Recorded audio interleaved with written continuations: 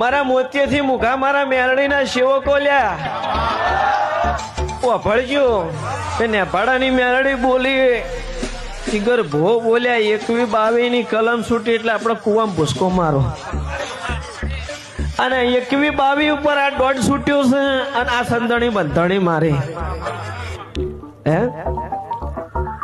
અને તમે ધાર્યું નતું એના કરતા આ ચેવડું થયું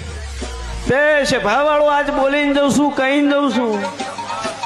આજ કમ્પ્લેટ મધરાતે બોલતી છું કદાચ બીજા ત્રીજા પરોડીએ હું માતા ધૂણવા આવીએ છું તે ભાઈ ભુવન કેવું હોય કહી દેજો